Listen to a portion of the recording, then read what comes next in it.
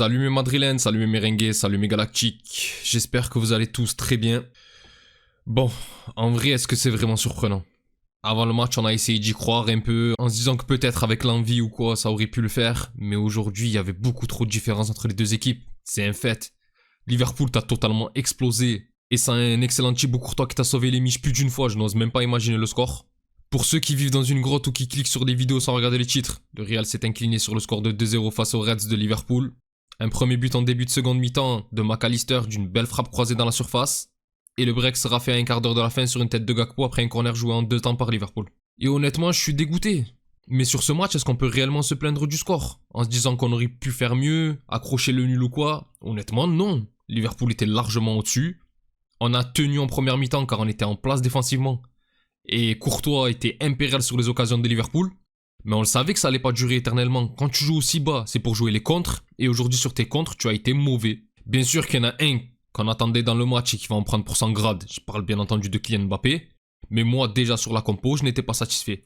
Je ne dis pas que je suis meilleur qu'Ancelotti, je suis flingué. Sinon j'aurais été sur un banc et pas là à pleurer sur YouTube. Mais franchement, de mon petit niveau de joueur de quartier, je trouve que la compo d'aujourd'hui manquait un chouïa d'équilibre.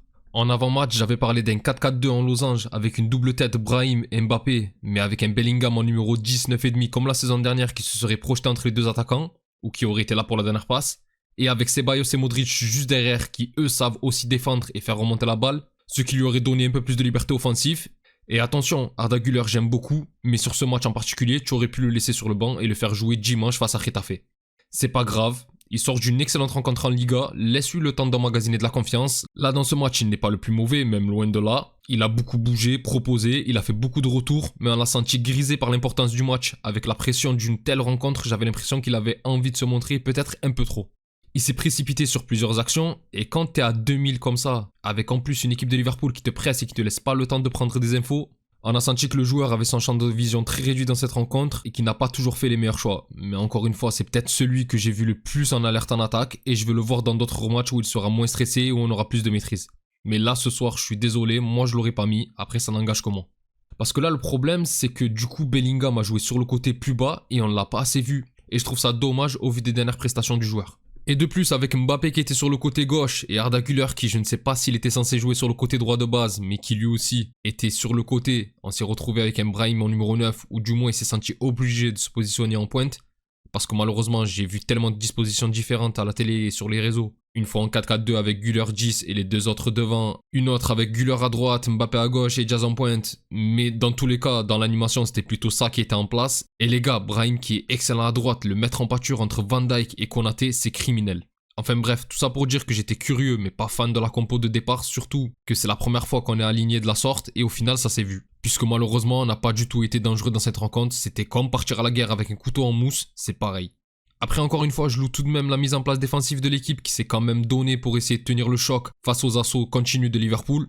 Et d'ailleurs, excellent match de Courtois comme j'ai dit en introduction. Mais grosse mention à Raúl Asensio qui a fait un match intéressant. Alors, il y en a qui vont dire qu'il est trop court sur l'ouverture du score de McAllister. Et j'ai moi-même eu un coup de pression sur le presque CSC où il se rattrape très bien et sur la poussette qu'il fait à Darwin Núñez où ça aurait pu être pire qu'un carton jaune. Mais dans l'ensemble du match, je trouve qu'il a été plutôt rassurant. Il a vraiment une sacrée pointe de vitesse. À un moment, il a fait un retour sur Núñez, franchement pas mal du tout. Mais pour un premier match de Ligue des Champions et qui en plus de ça a été cauchemardesque, je trouve qu'il a fait partie des rares satisfactions de la rencontre. Même si à quelques centimètres près, ça aurait pu être tout l'inverse, avec dès la 4ème minute ce ballon qu'il emmène avec l'élan vers ses cages vides et qu'il arrive à dégager sur la ligne. Alors premier match de Champions League, si dès la 4ème minute tu marques un but dans tes cages, ça aurait pu être très très compliqué à gérer mentalement pour la suite.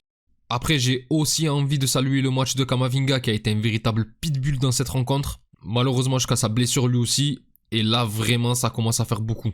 Encore une blessure musculaire, et là du coup tu n'as plus de 6. Heureusement que Vasquez est de retour et que du coup c'est Valverde qui a pu reprendre ce poste, mais ça devient beaucoup trop compliqué.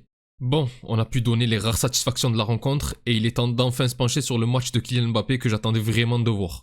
Je me suis vraiment dit que ce soir il allait peut-être nous sortir le fameux match que tout le monde attend, en l'absence de Vinicius, soir de Ligue des Champions à Anfield.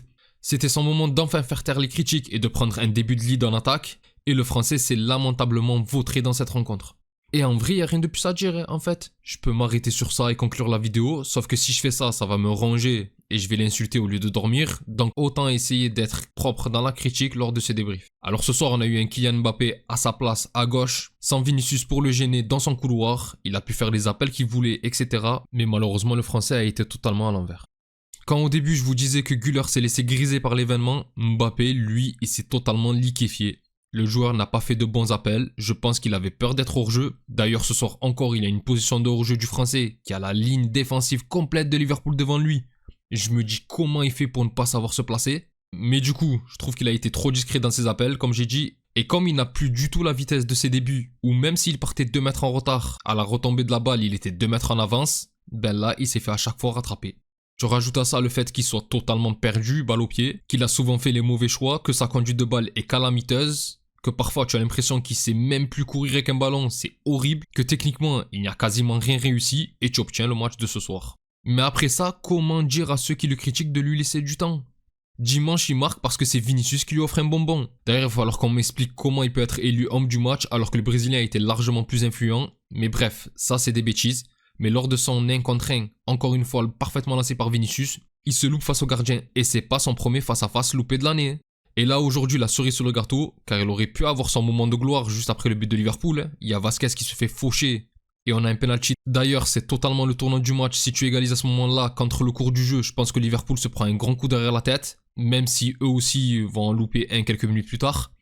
Mais bref, du coup tu as ce penalty qui peut totalement relancer ton équipe. Et c'est Mbappé qui va le tirer et totalement le rater.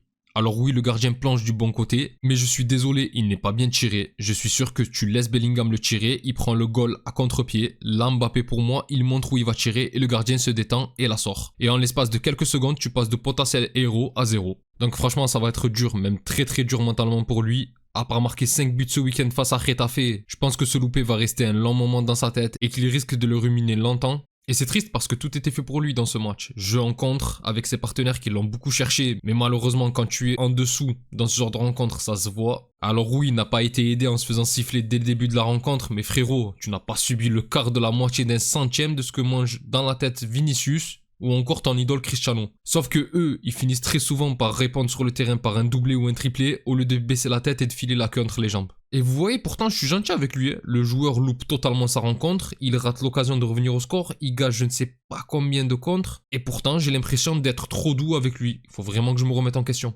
Enfin bref mes galactiques, c'est tout pour moi concernant ce débrief. Vous connaissez la musique, si la vidéo vous a plu, n'hésitez pas à liker et à vous abonner, c'est un soutien important pour la chaîne. Et je remercie beaucoup toutes les personnes qui prennent le temps de le faire. Pour les autres, je vous donne rendez-vous pour l'avant-match de la rencontre face à Getafe de ce dimanche. D'ici là, je vous souhaite une excellente journée ou soirée selon l'heure à laquelle vous regardez la vidéo. Prenez tout soin de vous et encore et toujours, hasta le final, vamos Real. Salut!